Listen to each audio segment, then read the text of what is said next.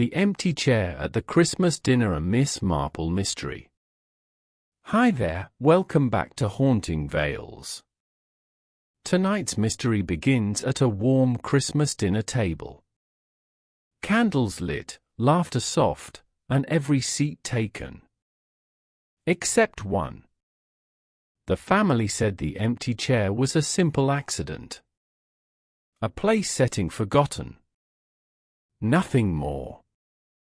But Miss Marple noticed the truth immediately. The chair wasn't forgotten. It was avoided. Someone at that table knew who was meant to sit there, and why they never arrived. And when a shocking discovery comes to light, that empty chair becomes the key to a secret someone has tried far too hard to bury. Before we step into this chilling Christmas mystery, don't forget to subscribe for more haunting Miss Marple stories. Chapter 1: The Empty Chair. The first snow of the season drifted across the village of St. Mary Mead like scattered ash, soft and cold, settling on rooftops that still held the last warmth of the weakening winter sun. Lights glowed behind frosted windows. Voices hummed from homes preparing for holiday dinners. But in one cottage at the bend of the lane, the world felt strangely still. Miss Jane Marple, wrapped in a wool shawl, stood by her front window and watched the twilight settle like a veil across the familiar roofs of the village she knew better than anyone alive. Christmas Eve had always carried a quiet expectancy for her. Yet this year, she sensed something wrong. A whisper in the air. A tension she could not name. It crept behind the chimneys, hid among the hedges, and pressed into her thoughts like a soft but persistent finger. She lifted a hand to the glass. The air outside was too cold, too sharp. And the snow fell with a steadiness that suggested the night was gathering more than winter. The knock on her door was gentle, almost shy. Miss Marple opened it to find Clara Harding, cheeks flushed from cold and worry. Clara was not one to rattle easily, she kept her nerves neatly inside her coat pockets. But tonight her hands shook in the open air. "Miss Marple," Clara said, breath white in the cold. "I'm sorry to come so suddenly, but something has happened at the manor house." The manor house. The great brick estate at the far end of the lane. Home of the Harding family for 3 generations. Miss Marple had been invited there for Christmas dinner, as she had been for the last 5 years. She was to sit near the fire with her knitting close at hand, listening to laughter weaving through the room while Clara's father, Edmund Harding, held court at the head of the table. But Edmund Harding was gone now. Passed away in late autumn, leaving behind a widow, 2 daughters, and an unexpected silence that had settled over the manor like a cold shroud. Clara's voice trembled. "We set the table. Mother insisted. Said it would keep the tradition alive. But when we stepped back from the table, we saw it." Miss Marple narrowed her eyes. "Saw what, dear?" "The chair," Clara whispered. "Not Father's usual chair at the head. The one to the side. The one no one has used in years. The one that belonged to Aunt Mildred. It was set at the table. Set perfectly. As if someone knew exactly how she liked it."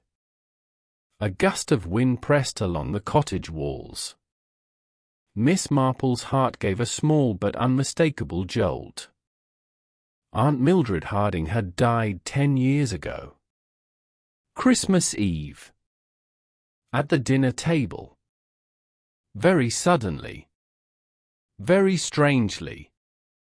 Miss Marple stepped into the snow, pulling the shawl tighter around her shoulders. "Show me." They walked in silence. The snow crackled under their feet. The sky deepened into blue-black. Lamps along the lane glowed like watchful eyes. Clara walked ahead, stiff with tension, and Miss Marple followed, each step falling heavier than the last. The manor house rose from the dark like a waiting beast. Warm light spilled from its tall windows, but the warmth felt false. Something inside the house was colder than the winter air. Clara pushed open the heavy front door. The hallway breathed out a faint scent of pine, smoke, and something else. Something metallic. Something edged with unease. Miss Marple stepped inside. The dining room lay at the end of the hall, the door cracked open as if someone had slipped out only moments before. Clara pushed the door fully, the hinges whining. The table was set for 6. 3 on each side. Evergreen garlands wound between candlesticks. Silverware gleamed. Crystal glasses waited to be filled. And there, at the far left side of the table, was the chair. Aunt Mildred's chair. It had not been used since the night she died, 10 Christmas Eves ago. Miss Marple remembered it. The dark wood. The carved roses. The high back. But what struck her was not just its presence. It was the plate in front of it. The knife and fork. The folded napkin. The glass of water. Every detail matched how Aunt Mildred always arranged her place. Clara's mother could not have done it. She was in bed most of the day. The servants had not touched the old chair since the tragedy. Clara swallowed. "We didn't set it." "No one did." Miss Marple stepped closer. She bent over the place setting, her eyes narrowing. The napkin fold was perfect. Pinched at the center, with the ends tucked under. She remembered that fold. Aunt Mildred had done it by habit so many times that her fingers would move before her mind even decided. Miss Marple touched the napkin. Warm. Her pulse quickened. Clara glanced at her. "Do you think someone broke in? Someone cruel? Playing tricks?" Miss Marple shook her head. "A cruel person makes noise with their cruelty. This is quiet. Purposeful. Someone wanted this place to look exactly right, and they wanted it done without anyone noticing." She took another step back and scanned the room. Nothing else looked disturbed. Nothing else was out of place. Except the shadows. Shadows clustered strangely near the far corner of the room, beyond the glow of the fire. Deep, rooted, as if something had stood there for a long time and only recently stepped away. Miss Marple walked toward the corner. Slow. Steady. Listening to the faint crackle of the fire and the soft ticking of the long case clock behind her. The corner held no furniture. No decorations. But the carpet was disturbed. A faint circular mark. A pattern of weight. As though someone had been standing there. Watching. Miss Marple straightened. "Where is your mother now?" "In her room. Resting." Clara's voice dropped. "Do you think she's in danger?" Miss Marple turned back to the table. A chill moved along her spine like the touch of a cold fingertip. "I think," she said softly, "that someone in this house is trying to reopen a story that should have remained closed. And they have chosen tonight for a reason." Clara swallowed hard. "Tonight of all nights?" Miss Marple nodded. "Christmas Eve," she said. "The night Aunt Mildred died. The night this chair became empty." She rested her gaze on that silent seat. The candlelight flickered. The shadow seemed to breathe. And Miss Marple felt the truth, sharp and clear. Someone wanted Aunt Mildred's place at the table restored. Not in memory, but in message. A warning. Or a confession. Or a summoning of a secret long buried beneath the quiet snow of St. Mary Mead. Miss Marple folded her hands before her and whispered, almost to herself, "This is not about a chair. This is about the past returning." And the past, she knew, never returned alone. Chapter 2: The Shadow Behind the Christmas Lights. Snow thickened overnight, muffling the village in a heavy stillness. Morning light came slowly, pushing through low clouds in dull streaks of silver. The manor house sat in this muted glow like a figure carved from old stone, silent and brooding. Miss Marple had not slept well. Her mind had travelled the familiar lanes of memory, drawing connections, questioning shadows, searching for threads. Something about Aunt Mildred's sudden death had always unsettled her. It had been written off as a heart failure, swift and merciless. But Miss Marple remembered the way Edmund Harding's voice broke when he spoke of his sister. The way the doctor hesitated a moment too long before offering the cause. The way Mildred's husband avoided looking at the body. Little things. Subtle. But meaningful. Now the chair's mysterious reappearance had opened the old wound. Miss Marple met Clara in the breakfast room.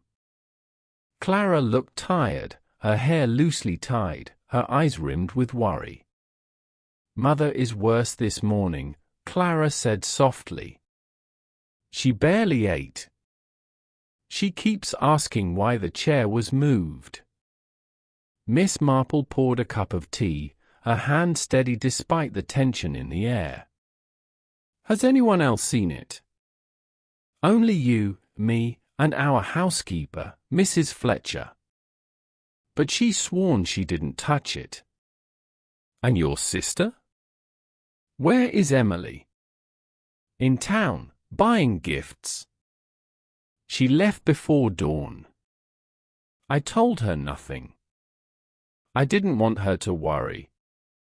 Miss Marple nodded. She stood, her gaze drifting toward the dining room door. "Clara, I would like to examine the room again. Alone this time, if you don't mind." Clara hesitated only a moment. "Of course." Miss Marple stepped back into the dining room, closing the door behind her. The morning light slanted across the tablecloth, revealing details the candlelight had hidden. The silverware gleamed coldly. The chair waited, its carved roses catching the light like tiny watchful eyes. Miss Marple approached it, studying the wood grain, the joints, the small chips left behind from years of use. She touched the seat lightly. The wood felt slightly warm. Not from a fire. Not from sunlight. From recent contact. She leaned closer. A faint scent rose from the cushion. Lavender. Not strong, but evident. Aunt Mildred had loved lavender.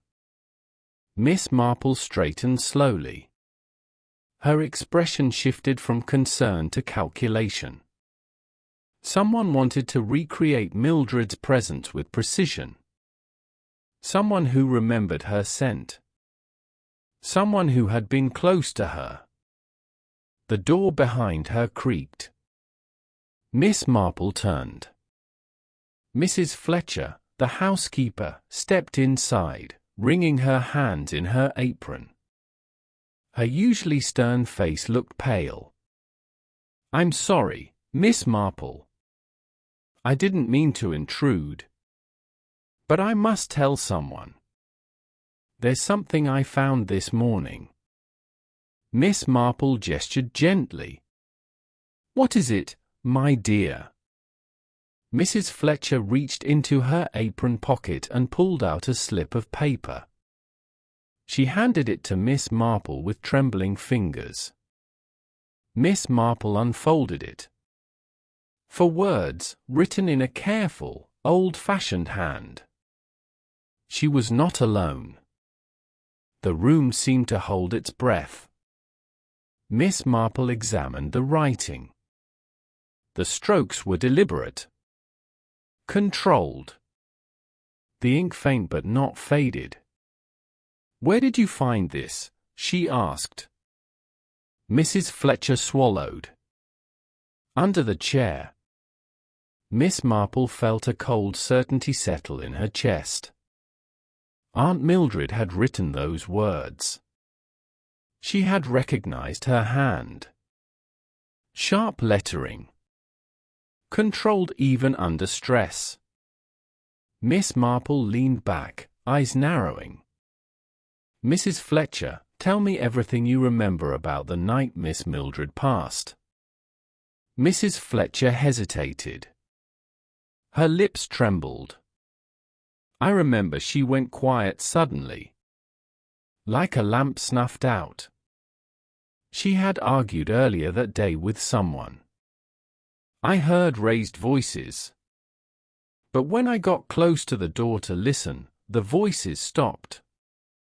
And later that night, she was gone." "Who was she with?" Mrs. Fletcher shook her head. "I never saw. But I heard movement. And I remember something else. A glass on the table. One she didn't drink from." Miss Marple felt the room tilt with realization. And no one questioned it. Not after the doctor said her heart gave out. Miss Marple closed her hand around the note. She was not alone. The message was unfinished. A fragment. A warning. A confession. Or the first line of a truth that had been buried for a decade. Before Miss Marple could speak again, another voice echoed behind her. "Mother says we must cancel dinner." Clara stood in the doorway, eyes bright with anxiety. "She says she can't bear to see that chair." Miss Marple turned. "No. Dinner must continue." Clara froze. "But someone wants this performance," Miss Marple said gently. "Someone wants this memory awakened. But I intend to control the stage, not let them direct it."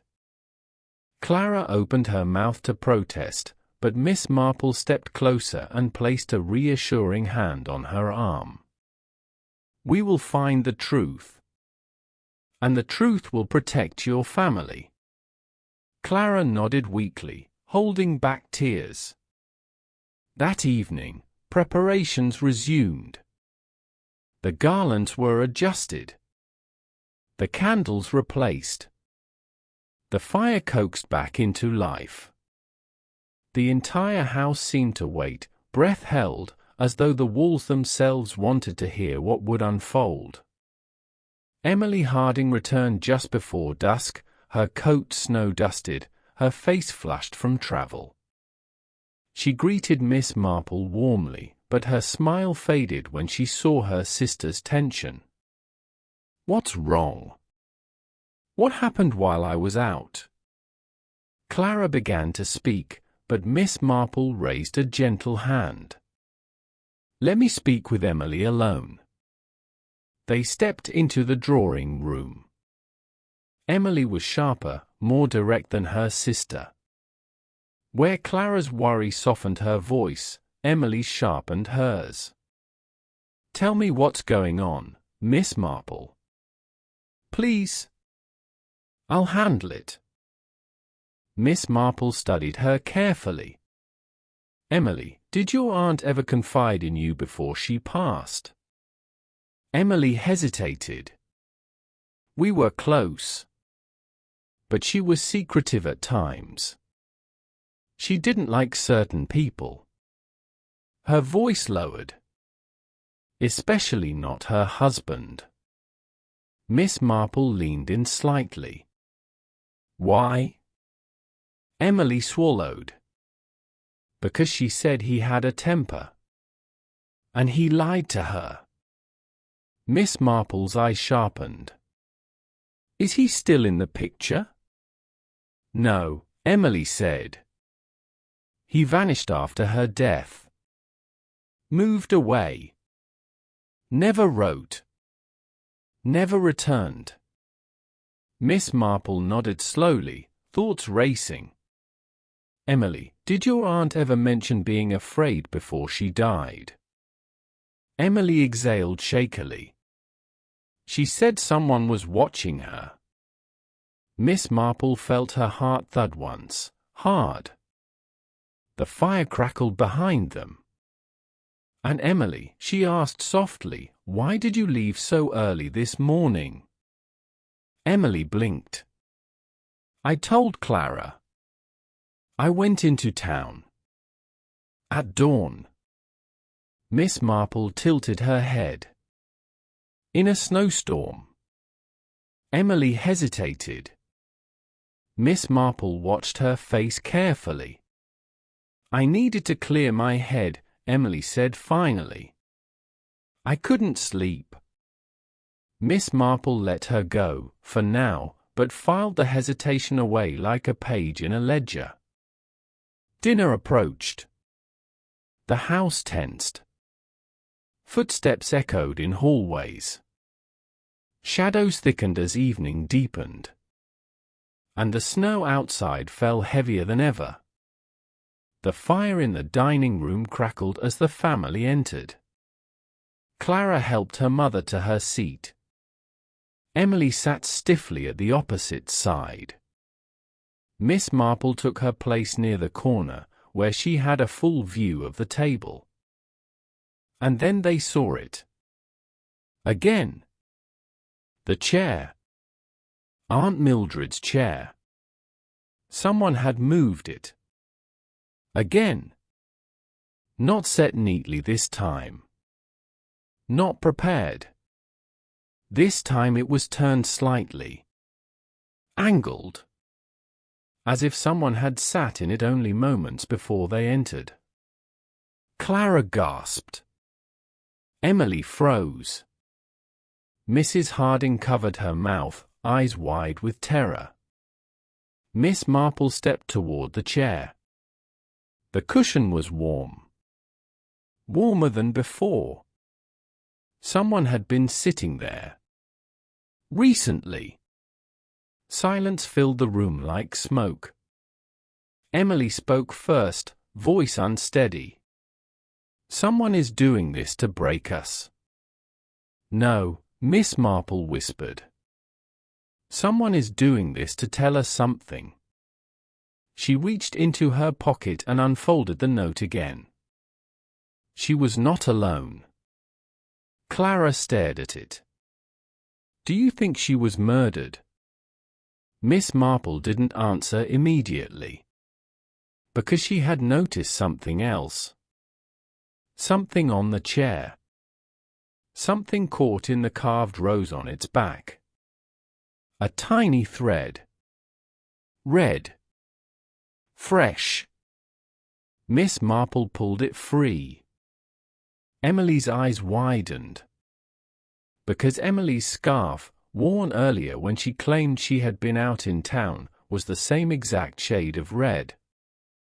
Emily stepped back, breath catching in her throat. "That's not possible. I didn't touch that chair." Miss Marple faced her calmly. "Then someone wants it to seem like you did." The room spun with suspicion. Fear. Old secrets cracking open like ice over deep water. And for the first time, Miss Marple felt the truth crawling close. So close she could almost hear it breathing. But she also felt the danger rising with it. Someone in this house had lived with a lie for 10 years. And tonight, that lie wanted to break free. Chapter 3: The Truth in the Empty Chair. The storm had grown vicious by nightfall. Wind battered the windows. Snow rose in drifts that covered the hedges and crept up the stone walls of the manor house.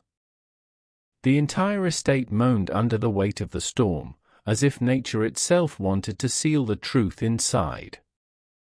Miss Marple requested that no one leave the dining room. She wanted all of them together, where she could see their faces and watch their reactions. The fire cracked sharply, sending sparks upward. Shadows clung to the ceiling like dark fingers. Miss Marple walked slowly around the table, past each family member, past each candle flame. The note remained in her hand, the ink catching firelight. She was not alone. She set it gently on the tablecloth. "Your aunt did not die of heart failure," Miss Marple said, her voice soft but unshakably firm. "She died because someone wanted her silence." Clara gasped. Emily stiffened. Mrs. Harding whispered a trembling no. Miss Marple continued. The chair moved itself twice. Not by accident. Someone in this house placed it there. Someone who knew how Mildred arranged her place at the table. Someone who remembered her lavender scent. Someone who wanted to bring her memory back with perfect accuracy. She paused. This crime is not new. But the person behind it has grown desperate. And desperate people make mistakes. Miss Marple laid the thread on the table. This red thread. Left in the chair's carving. A thread from Emily's scarf. Emily rose, shaking. "I told you, I didn't touch the chair." "I know," Miss Marple said gently. "I believe you." Emily froze. "Then why?"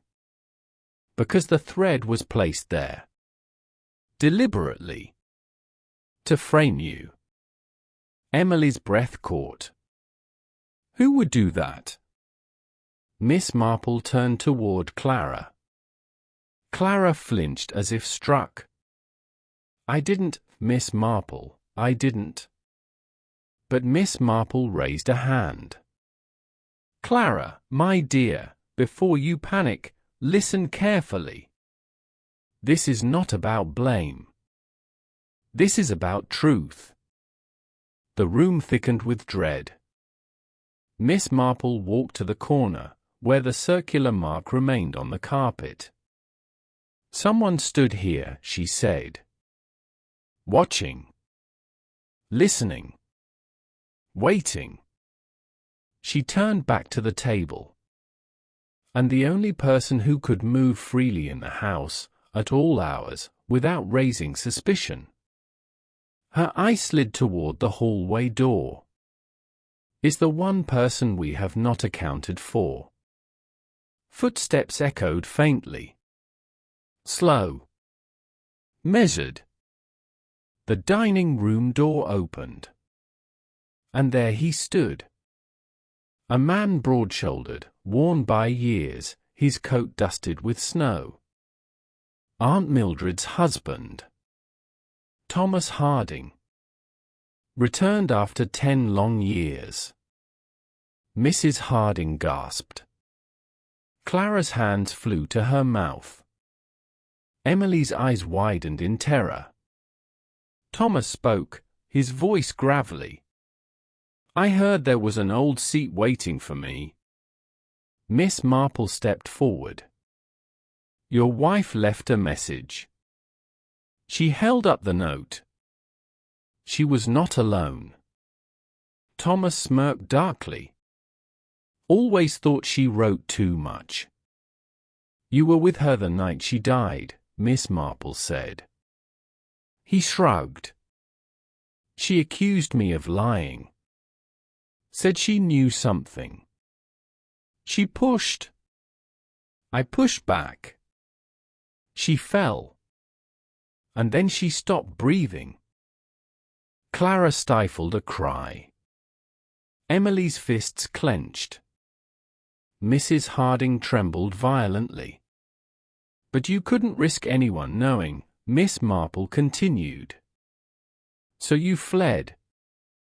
And for 10 years, you let this family suffer under the weight of unanswered questions." Thomas stepped closer, eyes cold. "I came back because someone sent me a letter. Told me the truth would rise if I didn't stop it." Miss Marple nodded slowly. "That letter came from someone who wanted the ghost laid to rest. Someone who needed the truth spoken aloud." She turned to Emily. Emily's eyes filled with tears. "It was me," she whispered. "I wrote to him.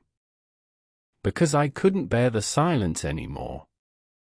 I needed to know what happened to Aunt Mildred." Thomas snorted. "Well, now you know." But Miss Marple raised her voice, sharp as cracked ice. "No. They don't know everything." Thomas blinked. Miss Marple stepped closer, her eyes piercing. "Aunt Mildred did not fall. She wrote that note while still alive. She wrote it because she discovered what you were hiding." Thomas stiffened. "You were stealing from the family business," Miss Marple said quietly. "She found the books. She confronted you. And when she threatened to expose you..." Thomas lunged. Emily screamed. Clara stumbled back. But Miss Marple did not move. And the constable, whom she had secretly summoned earlier, stepped through the doorway at that exact moment, seizing Thomas by the arms and dragging him away from the table. Thomas cursed, roaring like a cornered beast. Miss Marple spoke over the noise. "She did not die because of a fight. She died because he poisoned her. The glass Mrs. Fletcher mentioned was the key. The doctor assumed her heart failed because Thomas told him she had a condition.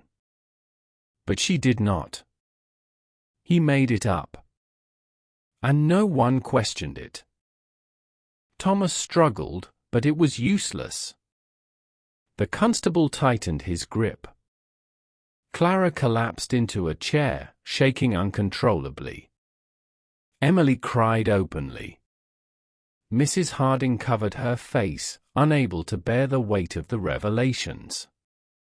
Miss Marple picked up Aunt Mildred's chair and gently pushed it back against the wall. "Let the past rest now," she whispered.